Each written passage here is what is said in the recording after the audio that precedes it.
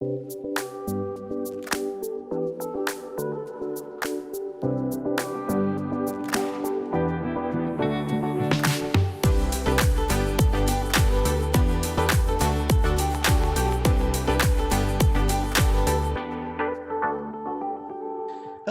and welcome to the Brand Storytelling live streams for October 21st, 2020. I'm Drew Parkhill. Thanks for being with us.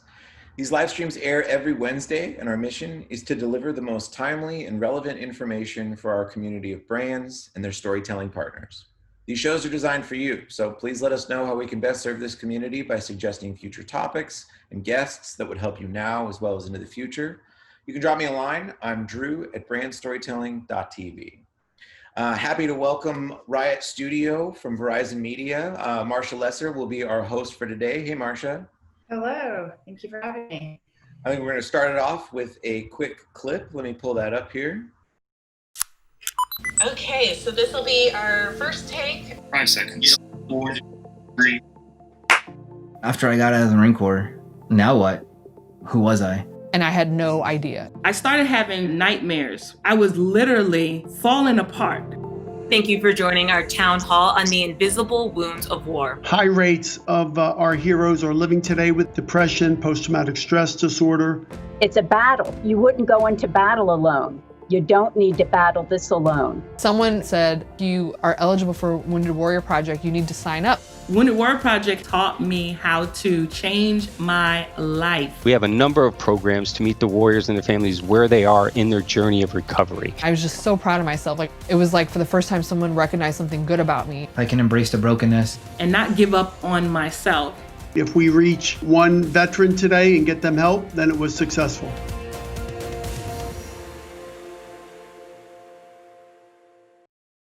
Alrighty. Well, Marsha, take it away.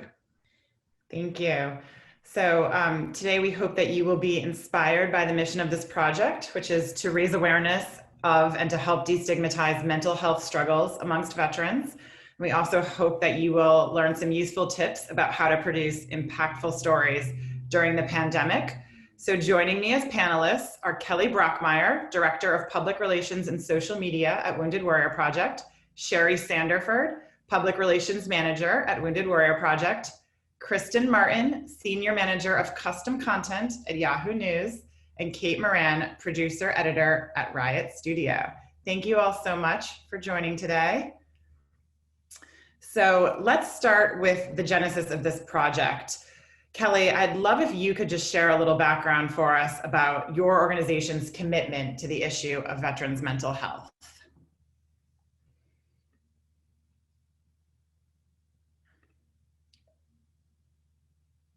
Kelly.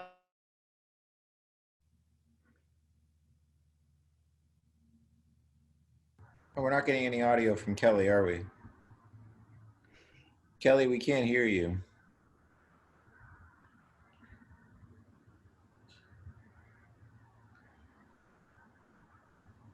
Kelly, you may have to unmute yourself there.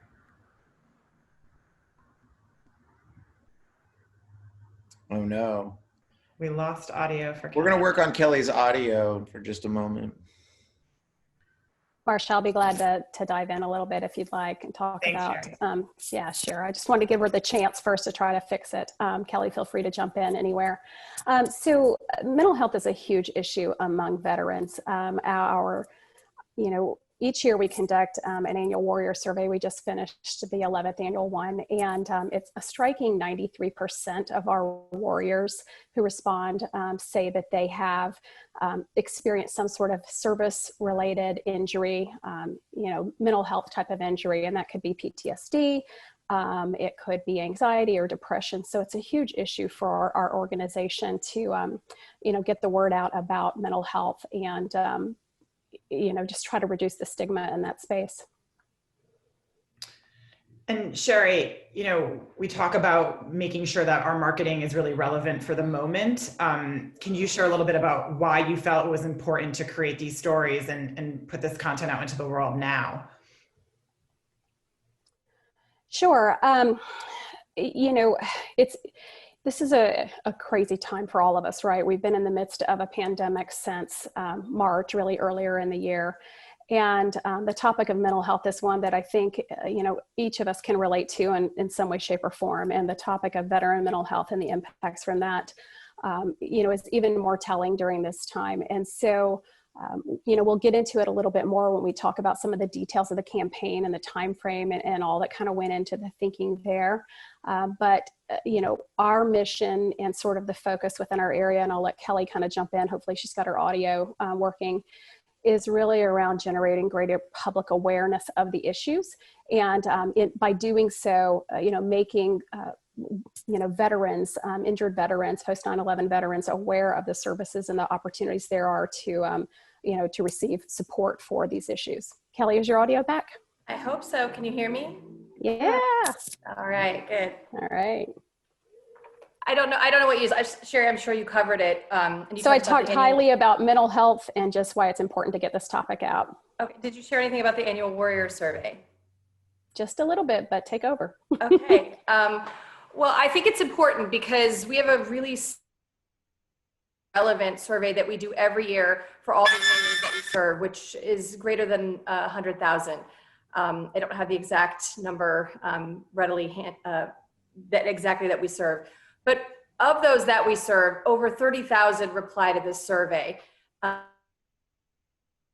report having significant mental health issues. 83% have PTSD. And during the COVID time, 52% reported that because of social distancing that their mental health had worsened, which is very troubling. So this is something that's always top of mind for us because so many of the warriors that we serve report suffering from PTSD, or as we call it, the invisible wounds of war. So we're pretty hypersensitive to it. And these are the stories that we love to share because it's very obvious when someone has a physical injury. It's not so obvious when they don't. And so sharing it and bringing and shedding light and awareness on it is very important. Great, thank you both. And then Kristen, I wanna jump to you and just ask, I think whenever you embark on a project like this, there clearly has to be shared values between organizations, right? So I would just love if you could share a little bit about how did you discover through, initial partnership exploration or conversations that, the organizations had shared values around mental health and specifically for veterans in the military community. Yeah, for Yahoo News and all of Verizon Media, which is our parent company, we care a lot about mental health, particularly in the time of coronavirus. We shifted a lot of our,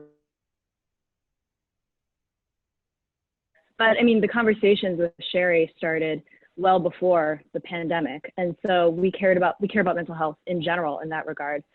But even more so, Yahoo News has a very large base of audience that care about veteran and military news. And so last year, I think we had like 54 million unique content views just around veterans content and military content. And our audience tends to skew more into the age group that I think aligns with the Wounded Warrior Project. Aligned, in addition to the power of the storytelling that went into that as well. And then Kelly, I would love to understand, when you think about all the marketing mediums that you have to kind of consider, and obviously this is a discussion we're having for the brand storytelling community, can you talk about why this was like internally?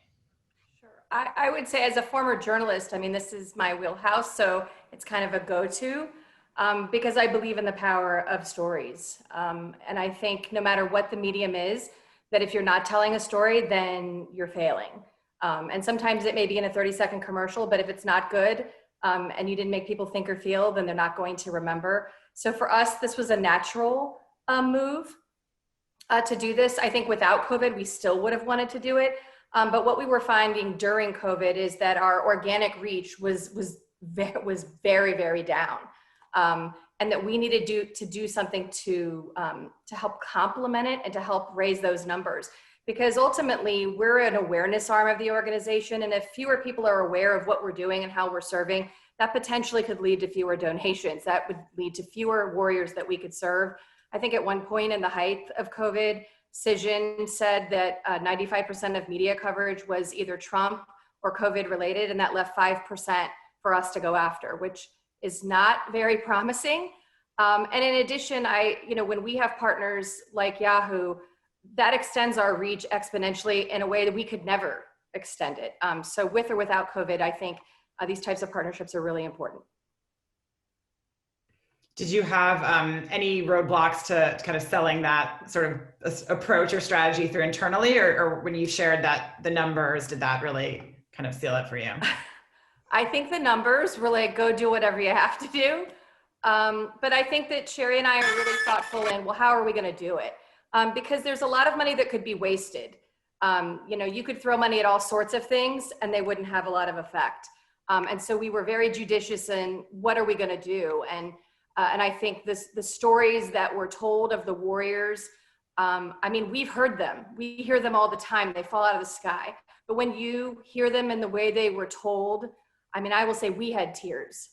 You can never hear them enough. And so when we are able to educate the American public on what we do and how we aid warriors and why we need their help, there's nothing more powerful than that. And so it was an easy sell internally. If it had been prior to COVID, I don't know that it would have been. I think Sherry and I both believe in it because of the power of storytelling, but it could have potentially been harder. Yeah, I think that's interesting that we saw during the pandemic that brands leaning into storytelling because, to your point, just the power of that medium right now, when the space is so cluttered and the news cycle is a little unpredictable. I want to remind the audience as well that you are welcome to ask us questions anytime. You can use the QA or the chat function. But Sherry, I want to switch gears and talk about the programming strategy. And so, when you thought about telling these stories and profiling these warriors, what were the goals that you really kind of set out to achieve for the project? Yeah, like I said early on, a significant focus for our organization is to help warriors heal from those invisible wounds of war that Kelly mentioned. And our team has a big responsibility for increasing the public awareness of those issues that are facing the wounded veteran community. And suicide and mental health issues are big ones. Despite all the progress that's been made over the years in reducing the stigma around mental health, it still remains. And it's particularly a challenge among the military veteran population. Recently, you all may have seen, I think it was General Hyten, who's the vice chair of the Joint Chiefs of Staff.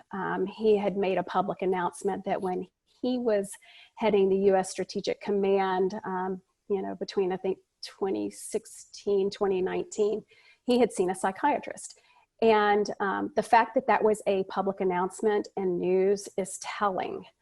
And it's particularly telling among the military population.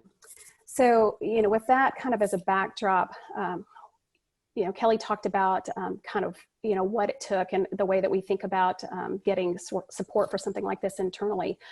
What we really did was, the numbers that Kristen shared were certainly important, and the sort of overlap between the Yahoo News audience population and demographics and kind of our donor-based demographics and audience.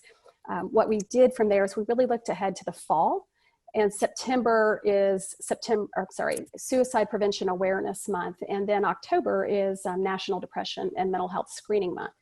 And we really saw this as an important time period to kind of, take advantage of the timing and share real stories of our wounded veterans and how they moved, not just the trauma that they experienced, but how they moved from that to health and hope. Right in the middle of that was also when we released the 11th annual findings for our annual warrior survey. So we knew that we had data coming out of that about not just the ongoing impacts, but some COVID specific impacts. And so we were able to incorporate that into the content. But importantly, I think the key thing for me around our goals and the stories is that by sharing these stories, we're really seeking to normalize the act of asking for help and getting treatment for mental health issues. Wounded Warrior Project focuses on both the awareness of the issues as well as getting these wounded veterans the treatment that they need to heal. And those are the messages that we really wanted to get out.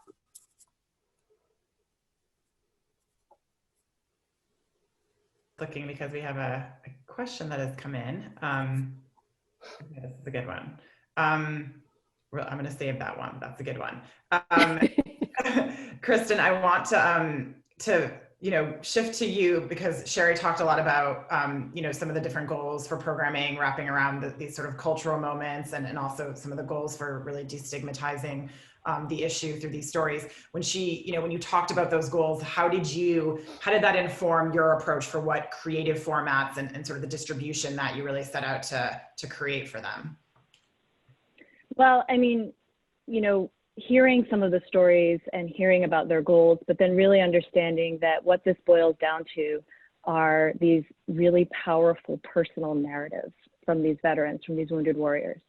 And so, that was sort of my singular focus from the beginning. And I think we were all very aligned on that, to have, particularly in the time of COVID, when we can't go into the field with our cameras and do all of the fancy footwork that we usually do. But to have a wounded warrior just sort of looking at you straight into the camera and talking about their story, it really creates an intimacy that I think surprised a lot of us to see how that sort of manifested. But, the format that we kind of came up with was one town hall that would really be about education. And this would be having experts in Wounded Warrior Project, management, and leaders. And then we would have 3 videos that were really profiles, really specific narratives around wounded warriors, with accompanying articles that kind of pulled in experts and were really written in a very Yahoo News style, which is, very journalistic. So it kept within the brand of Yahoo News, but it also, helped Wounded Warrior Project really maximize, what they wanted to tell, the stories they wanted to tell. Was news, was it a concern putting content like this? Sometimes there, there can be concerns from brands about surrounding news content. Can you just talk about, that decision and sort of what the thought process was? Yeah, I mean, this was a really unique opportunity. Yahoo News in general, we don't do a lot of sponsorships, and we don't do a lot of branded content because we're news. And I think that there are a lot of brands that are wary of surrounding and guns and politics and whatever else. But, the reality is that when you really know your brand, right, and news is more than just, Yahoo News is more than just politics. Obviously, it's a big part, but we care a lot about veterans. We care a lot about science. We care about space. There are these areas that we have a powerful audience outreach, and we can really navigate in a way so that you can sell and you can create these sort of partnerships. But from the news side, from the editorial, never a hesitation on the part of our editorial team to do this project, because the storytelling and the awareness around mental health was such an important message to get out, editorial or branded or not. It was just something that was really meaningful. But the bottom line is, news can sell. It's just a matter of really working with the brand to figure out what the unique approach is. Absolutely. And finding that, just relevant kind of endemic, content that is going to be supported by both sides.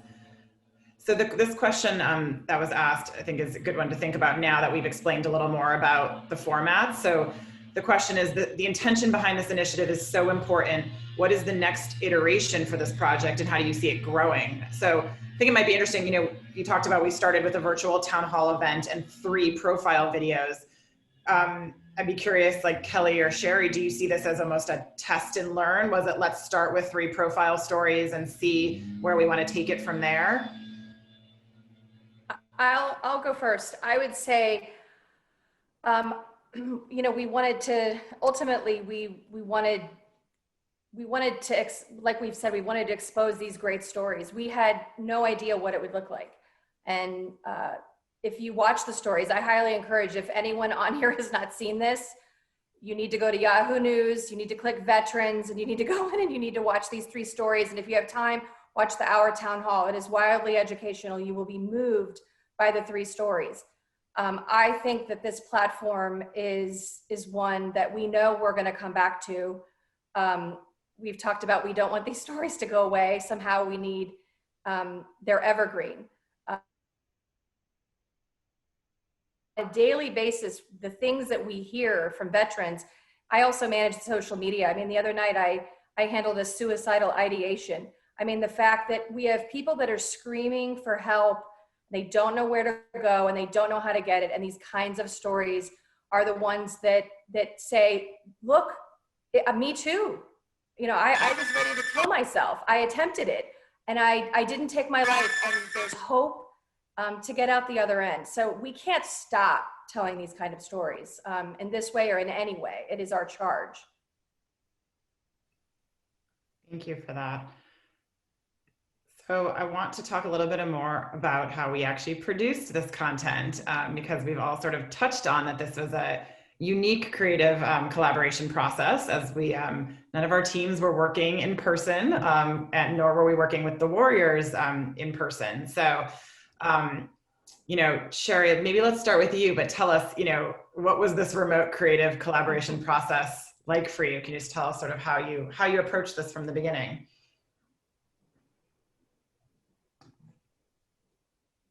Yeah, you know, I was thinking about that.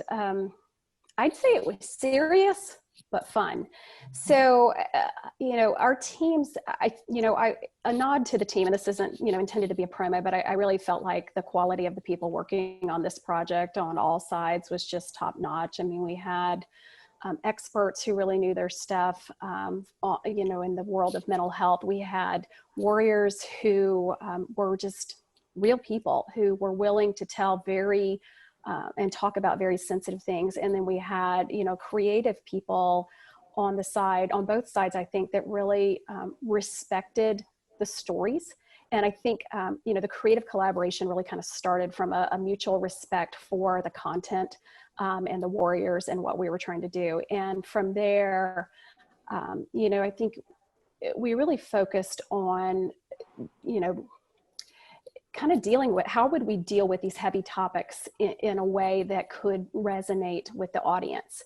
And it was really a very healthy push-pull back and forth around concepts. The RYOT team, Kate and team would bring ideas for us, and we would react to those, and we had the subject matter knowledge around who was going to do well. But, you know, I think it all started with kind of respecting the experts all around the table and making sure that we were doing our very best job to honor the people who were being featured. And Kate, can you talk a little bit about that process of identifying the warriors that are profiled in the series? Yeah, absolutely. And just to echo what Sherry, working with multiple teams who are all so aligned on the mission and call to action made the process super streamlined, and communication I felt was so easy. We're constantly checking in with Kristen and Yahoo News to make sure that we were, you know, fitting in with that brand identity, and in constant communication with Wounded Warrior Project to make sure that we were meeting their goals and expectations. And like Sherry said, working a lot with experts. So knowing at the end of the day, this is all for the warriors, I think just kind of fueled that fire for every team to make sure we're doing these stories justice. So when we were approaching who do we pick for these profiles, Sherry and her team provided us with a list of about 15 or so veterans that are in their national campaign. And so then my associate producer, Sky Finn, and I then went through and had lengthy pre-interviews with each of them, which was actually the perfect kind of creative development step that we needed. Listening to each of these warriors speak about their stories, and they were so giving and generous, was incredible. And made it very difficult to choose. I mean, honestly, at the end of the day, it came down to logistics. We're filming in a pandemic. You know, we needed to pick veterans that we knew that had availability and were able and willing to go above and beyond what we would normally ask a talent to do in any other kind of docuseries production. And also we wanted to make sure that the stories we covered kind of covered the most ground and hit all the key points that we wanted to hit, to really, like Sherry and Kelly were saying, really, you know, in a real way, show the audience this empathetic view into what it is to be a veteran, to struggle with mental health, to deal with PTSD, et cetera. So that's ultimately what it came down to. Yeah, and just to add to that, Marcia, from our side, going back to kind of the time of year and the stories that we were trying to get out there, you know, the issues we knew are common around our population around mental health, suicidal ideation, PTSD, and even substance use disorder as a coping strategy for mental health issues. That was something that we spent a lot of time, you know, kind of collectively going back and forth. You know, we provided an initial set, but we wanted to make sure that at the end of the day, we had a good cross-section of warriors, a cross-section of experience. And another key point for us is that we also wanted to be sure that the warriors who were being featured were far enough along in their own mental health recovery that this wouldn't be a trauma triggering type of activity, because it's very personal. And when you watch these stories, you'll see that, and they shared a lot. And I mean, even one of the things that, you know, one of our staff did, he was very sensitive to this. He's worked with these warriors very closely, as he made sure that we had kind of alerted our mental health team that we were doing this. And so, you know, to kind of be standing by should we need to engage with them outside of the whole editorial process. But we, you know, we really wanted to make sure people were in a good place and that they had been through several of our programs so that they could speak to them, speak about how they helped them through their you know, their recovery and their healing. Yeah, and I mean, just the fact that they were so willing to share their stories, I think that's what made it so powerful for others. And Kate, I know there was one interesting profile video with a warrior who actually was traveling the country in an RV. Could you talk about what it was like collaborating with talent who was in an RV? Yes, I also consider myself personal friends with all the warriors now because of how much communication we had. So one of our warriors, Angie, is currently traveling around in an RV. Every day she would have a different address I had to ship something to or get something back from. And also her internet was, you know, inconsistent. But I think a big thing a lot of people I'm sure have realized about filming and production during a pandemic is about flexibility and adaptability. And all the warriors were so excited and motivated to share and go above and beyond. So she was like, whatever you need, I'll film it. If you need me, I have so much footage from her. It's amazing.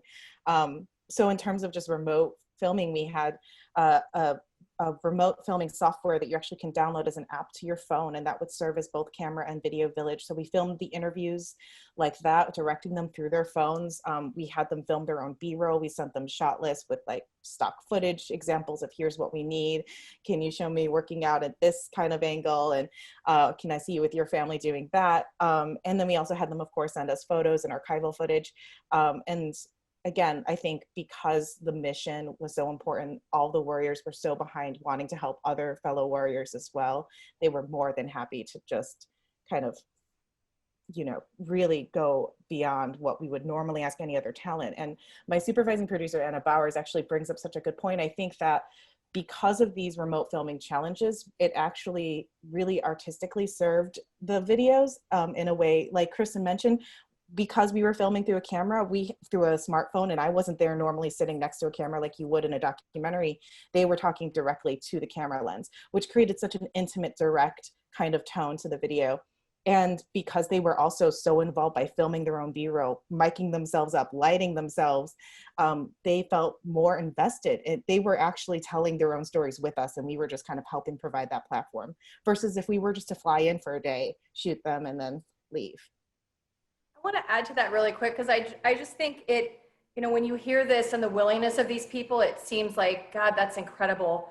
And I just have to say, these warriors, even though they've kind of been to hell and back, they are incredible. Our logo basically, if you look at our logo, and it's a warrior carrying another warrior, and our whole goal and mission is that we create more warriors that can carry another one. And the Angies of the world are those warriors. They're willing to go to the ends of the earth and shoot and light, etc., become videographers overnight because they know that their stories can impact another warrior. So I think it's incredible. And I would agree with you, Kate, in some weird cosmic way, this all was better because of all of this. The stories were more intimate. You would have flown in film crews and boom mics, and I think people would have been intimidated.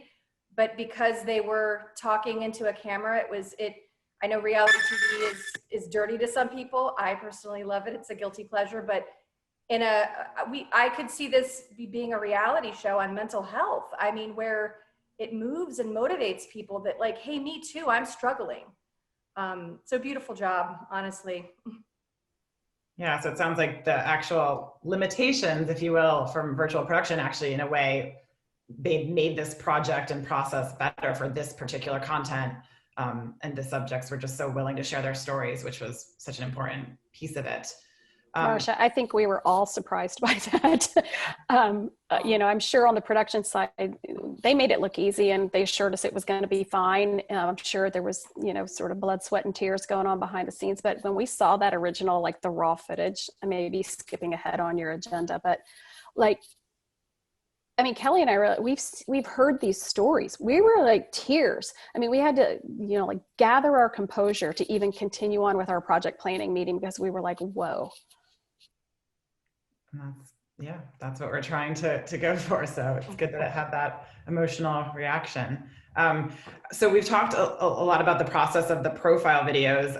Kristen, I'd love to just also hear from you on the decision to execute a virtual town hall, which is a format we might not have really thought of, you know, 9 months ago, but you know, what does that look like on Yahoo News, and how did that come together? You know, the idea came from a town hall that I had produced, a political town hall that I had produced a few months before I transitioned into this more custom content role. I'm a journalist and filmmaker by trade normally. And, you know, I walked away from that experience, and it was before COVID. What I was proposing was sort of a traditional town hall kind of vibe. But, you know, when you're looking at something where you really want to educate and inform your audience, I feel like a town hall is a really good way to do that. And it can be dynamic and engaging.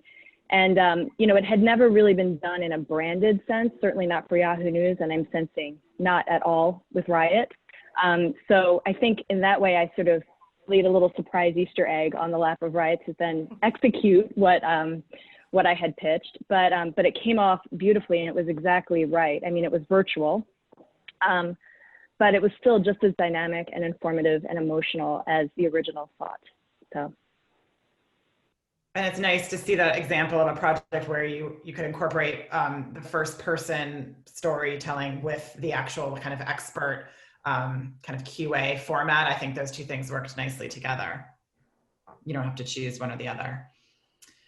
So I would love to remind everyone that they can ask questions if they want in the chat box in the QA. You know, when we think about the sort of new formats and mediums that have popped up during the pandemic, I'd love to hear from either Kate or Kristen. What are you kind of like excited about, or what are the sort of new things that you've kind of stumbled upon that you can actually see as being like really interesting mediums and formats to continue with your teams? You want to go first, Kristen, or I can dive in? Well, I've been with RYOT for almost 2 years now, and I have to say it's been kind of an incredible experience to see how our work has evolved so much over just what feels like just a span of a few months. With the town hall, I want to add that, you know, this entire program truly took multiple villages to put together, and the communication and leadership was just so seamless and made our job on RYOT Studios and so much easier. But we actually did an interactive version of the town hall for once after it was live, we put up a VOD version that the viewer could actually click on, read more about the participants, learn more about Wounded Warrior Project, and we wanted to create a truly engaging kind of experience. So we're very excited. That was a brand new offering that we kind of just got through, thanks to our creative and business development director, Brooke Meredith, and Anna Bowers. So that was really exciting to be able to try out on the town hall. I'm really excited about continuing to work with interactive video. I think thinking about the viewer experience, like you were saying earlier, it's a lot of politics right now. It's a lot of news and COVID. Thinking about, okay, how do you really reach a viewer on a mobile first, on a social first basis in a way that's really going to hook in an audience in an oversaturated, you know, industry? That's continually a conversation, but now with remote, you know, production, how can we continually be innovative and think of new ways to really stand out from the crowd? So I'm really excited about the things that we're working on Verizon and RYOT Studios end. And I'll pick up where you left off, because I do think that, first of all, I think the audience, like what the audience wants right now, aside from the up-to-the-minute political news and COVID news, is they want stories that have emotion that they can get lost in. And, you know, I think that we stumbled upon a very good way of conveying that with the technology that we had, and Kate, everything that you and your team did to produce these videos. But I think that there are other ways to advance the empathetic story through technology and through innovative ways. And, you know, one of the things that Verizon Media and RYOT have been working towards is XR, which is literally hearing and seeing somebody in your living room through your smartphone. And we've been really, I mean, it was actually something that I had originally pitched to Sherry. I think that the prototypes that we gave her at the beginning were maybe a little bit rough, but we're constantly iterating and moving towards that. So my hope is that we can take it to the next level with XR to really make this accessible, a technology that's accessible to everybody. I mean, we even have capabilities on the desktop, so you don't even need to use your phone anymore. You can just sort of embed it in the article, have this XR experience now. It feels like every few months that technology improves and our capabilities improve. So I'm excited to see where that goes. We do have a couple questions. So someone would like to know, what kind of response from the veteran audience on Yahoo News are we seeing? So Kristen, Kelly, or Sherry, I don't know if you want to just comment on any sort of initial response that you're seeing, or any kind of like initial proof points or metrics or things you're kind of looking at to gauge the project success. Your team is sharing these incredible metrics with us about how it's exceeding Yahoo goals, et cetera, which are wildly impressive. I couldn't call them all out, but Kristen, you may know some of them. I actually am unprepared with statistics about how the Yahoo audience has received it. It's huge, I wish I had thought of that. It is. I pulled up the latest report. Woo! I saw the question while you guys were talking. So important thing to mention is that the campaign runs through I guess it's probably a week from now. So we don't have final statistics, so it's a little premature to say, you know, what the final end was. But as Kelly said, I mean, we're exceeding Yahoo's benchmarks. Don't have data necessarily at the audience level, you know, of all the viewers, how many of them were veterans and how was their response. But what I've been told is that, for example, the articles themselves, so this is the copy, is about 171% above the benchmark. People are spending more time with this copy than they typically do other articles of this nature on Yahoo. And the videos, I don't think I have those. I know they're over the benchmark. People are watching that, you know, I think all of them, correct me if I'm wrong, Kate, they're all at least 3 minutes, like the bulk of the time watching to completion, which, you know, on the web is remarkable because we all have such short attention spans. And there was a huge number. I was shocked at the number. It was from a week ago, who watched through the hour-long town hall. I mean, the number was like, you've got to be kidding me. So if you would say long format and you called it a town hall, and somebody would be like, oh, that's a snooze fest, I'm not going to watch. People watched. Well, it shows just the changing behaviors, right? Already just in the last few months of, you know, people are used to. And someone also asked about how did you promote the work on social? So curious, both from the Verizon team, but also Wounded Warrior Project. Can you talk about what the sort of social promotion strategy looked like? We'll let Yahoo go first. Kristen? Kate, you might have to back me up on this because I think this was more of a RYOT social promotion than Yahoo. But from what I understand, actually, can you speak to this a little bit, maybe perhaps better than I can? Yeah, of course, you know, we have an amazing social media director, Tess Lima, who kind of spearheaded our strategy on our end.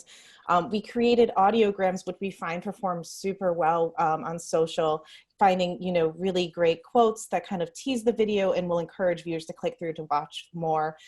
Those were posted on social as well as stills and cut downs of the video as well. I can't speak to specifically the social media strat in terms of dark posts versus paid. That's really more Jess Lima's territory, but we definitely had a multi-tiered kind of attack on social media to make sure that we were kind of getting the biggest audience as possible. Mm-hmm. And then we also picked up on that, and we did some organic editorial social promotion, not only with Yahoo News, but Yahoo Lifestyle, Entertainment, and any other brand that we could kind of bring into the fold to really put those messages out there. This is probably a question for you, Kate, but someone asked, what did you do to ensure video audio quality and quality of transfer from the Warriors? So any, if you want to talk about the kind of prep and time investment, did you have to send them light kits? Yes, we had to send each one of them lighting kits and audio kits. Most smartphones within the last few gens have really decent cameras on them. So in terms of footage quality, we actually got some really great stuff. And it was really just about a conversation. So if we got things back that weren't quite fitting or we needed another retake, you know, we could communicate with the Warrior to ask for that. More oftentimes than not, the Warriors would send us more than we needed. So we had plenty to choose from. In terms of the file transfer, that was definitely tricky. Like we were saying, Angie's in an RV. Uploading footage, you know, online takes a really long time if you don't have a strong set signal. So we ended up shipping her a hard drive, and she would upload it to that and then ship it back. So I went to FedEx quite a bit. But I think it's just about communication, right? Just being super clear, using examples as much as possible. One of the other Warriors, Jose, is actually dabbling in photography, so he had a really nice camera, and we got beautiful shots from him. And again, it gave them that sense of ownership that they really felt like they were helping create the story with us.